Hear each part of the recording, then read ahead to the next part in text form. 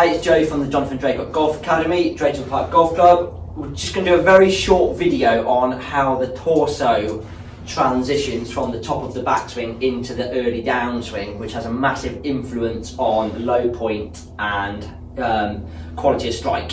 We see this misunderstood quite a lot. It's a topic that you have to get right to guarantee low point being after the golf ball. If it's wrong, it can hinder compression, it can hinder dynamic loft, and you would be doing all sorts of funky things to try and get club on the ball.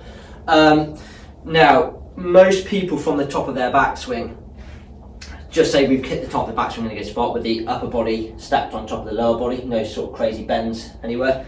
Most people from the top of the backswing get into a position where they sort of fire the hips first and slide the hips underneath them.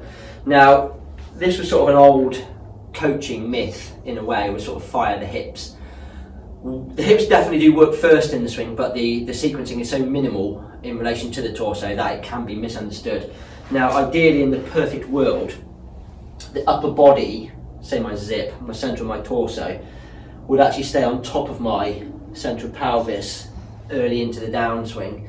Now, what this does, this helps me relocate my mass or centre of mass in the right position to try and hit the ground after the golf ball, which most people really struggle with. Obviously, if my centre of my torso stays back too much, low point's going to be back here. The delivered loft, dynamic loft on the golf club is going to be crazy high. Strike location is going to be on the bottom of the golf club. It's going to be very hard work. You could say the next bit is the key bit as well. So as that torso shifts and stays on top of the pelvis, as we get to sort of grip position here, so mid downswing, P6-ish in the downswing, the vertical force kicks in, and this is what nudges the spine angle back a little bit. Okay. Now, this is actually, believe it or not, pretty similar with a driver as well. We still want that sort of central torso staying on top of the central pelvis, and it's always the vertical that relocates the sort of the spine at the impact position. Okay. Now, this is what allows us to shallow the club out and not make it too steep. If we just stayed too far ahead, we dig the golf club into the floor, the angle of attack will get very down. First move stays on top. As we kick the vertical in, that's what shallows you down at the bottom of the ball, still retaining a nice 2-3 degree downward attack angle without getting too aggressive.